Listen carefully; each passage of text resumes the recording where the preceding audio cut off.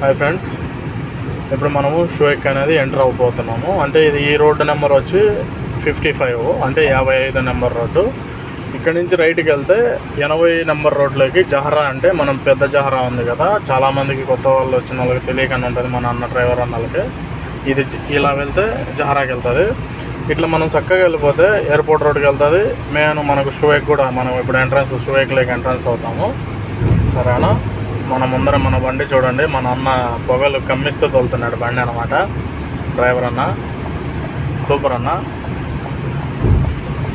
ఇది ఇక్కడ ఫ్రెండ్స్ చూడండి, ఇప్పుడు మనము షూయక్ ఎంటర్ అయిపోతున్నాము.